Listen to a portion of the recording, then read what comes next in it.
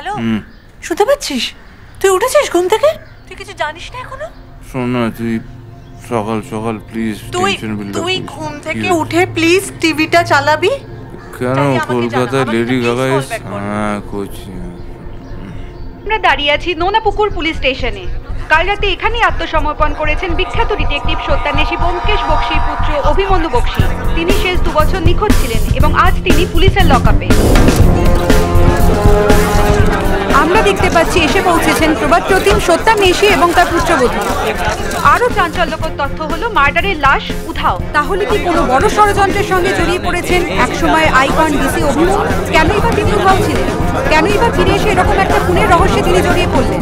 সবটাই এখন ধোঁয়াশা। পারবেন কি এই রহস্য সমাধান করতে ব্যোমকেশ বক্সি? ও হ্যাঁ, রাখছি। আসুন স্যার, আসুন। ম্যাডাম, আপনি তো মিসেস অনসূয়া বক্সি, অভিমন্যুর স্ত্রী। আসুন না প্লিজ, বসুন। পোদ্দার, ওই পচাকে চা বল, বিস্কুট বলি। অভিমন্যু অন্য ঘরে দেখা করবেন তো স্যার? আমি তালা চাবিও দিইনি রাতে। কি বলবো স্যার। অনসূয়া, তুমি যাও, আপনি? আসছি। পোদ্দার, ওনাকে একটু নিয়ে যাও, দিয়ে চলে এসো। Okay sir. আসুন ম্যাডাম, আসুন। স্যার বসুন না। কাল রাতে ঠিক কি হয়েছিল? কি বলবো স্যার, কাল রাতের ওই 11টা মতন হবে, আমার একটু চোখ লেগে গেছিল।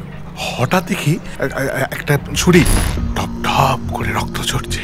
নোনাপুকুর ডাম্পিয়ার্ডে লাশটা পড়ে আছে, তুলে আনো। কিন্তু ডাম্পিয়ার্ডে গিয়ে কোনো লাশ পাওয়া যায়নি। আর সকালেও লোক পাঠিয়েছিলাম, রক্তের দাগ আছে বাট নো লাশ, ফলে কেস দেওয়া যায়নি। এখন অভিমন্যু বক্সির জবানবন্দি অনুযায়ী তাকে লকআপে রাখা আছে। আলাদা লকআপে আছে স্যার, দেখে নেবেন। বাড়ি থেকে খাবার দিতে পারেন, ভালো পরিষ্কার চাদর দিয়েছি। আচ্ছা, এই মার্ডার ওয়েপনটা একবার দেখা যায়?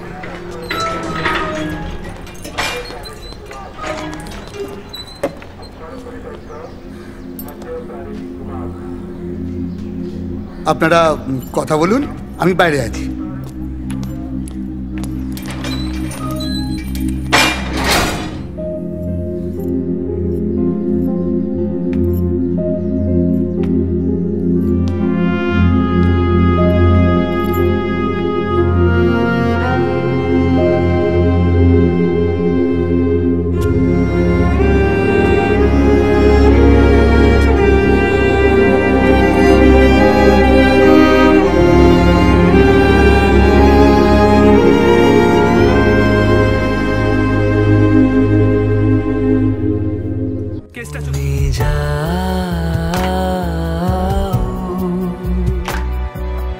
যে শুধু তোমারে থাকে,